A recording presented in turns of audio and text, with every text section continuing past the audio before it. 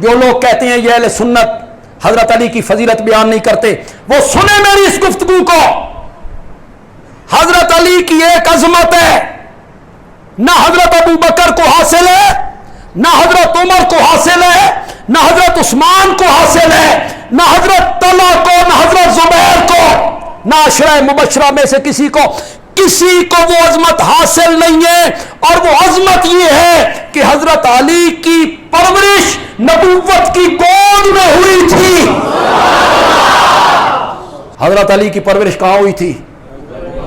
میرے نبی نے کیسے اخلاق سنوارے ہوں گے؟ چھوٹی سی عمر حضرت علی کی 2 سال 3 سال، میرے آقا نے کیسی تربیت کی ہوگی؟ پرورش نبوت کی گود میں ہوئی، بچوں میں وہ پہلا مومن ہے۔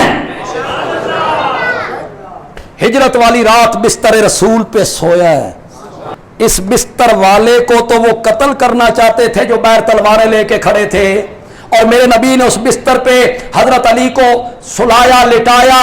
بہادری دیکھ، شجاعت دیکھ، دلیری دیکھ، نڈر کتنا ہے۔ حضرت علی صرف لیٹے نہیں، چادر تان کے سو گئے۔ بدر احد کا وہ غازی ہے، خندق کا وہ ہیرو ہے، یمن کا وہ قاضی ہے، میرے نبی کا پیارا داماد ہے۔ کس کس خوبی کا تذکرہ کروں؟ فضیلت میں تو جھگڑا ہی کوئی نہیں، جھگڑا افضلیت میں ہے۔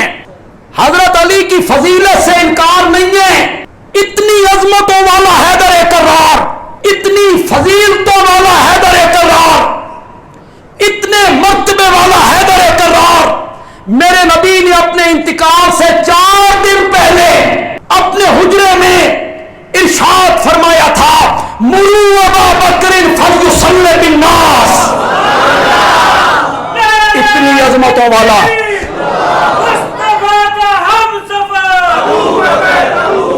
اتنی عظمتوں والا حیدر کرار پیچھے ہوگا، ابو بکر آگے ہوگا۔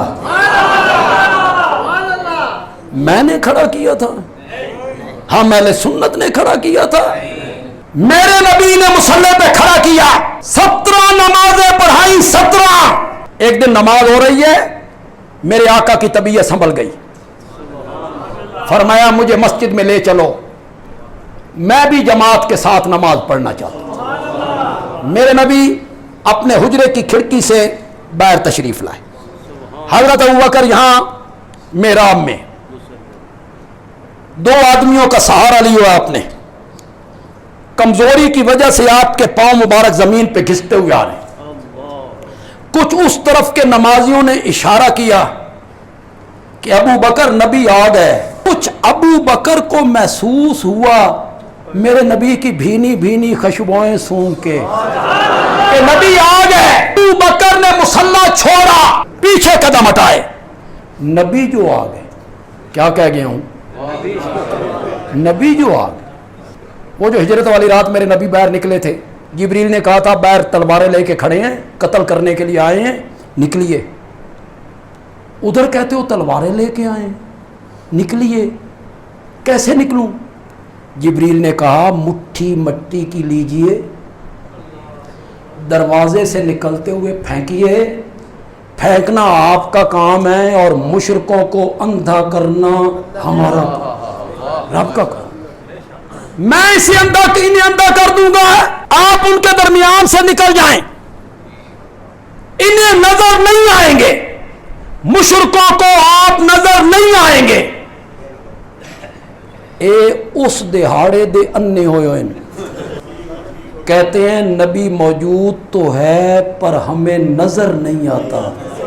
میں آخیا انہوں نے بھی نہیں آیا۔ ابو بکر پیچھے ہٹے، قدم پیچھے ہٹائے۔ میرے آقا نے دیکھا کہ ابو بکر کے قدم پیچھے ہٹ رہے ہیں، میرے آقا نے کہا مکانک یا ابا بکر، ابو بکر تیریاں ریساں ہی کوئی، بھونکنے والوں کی بھونک سے کیا بنتا ہے؟ کیا کر لینا ہے انہوں نے؟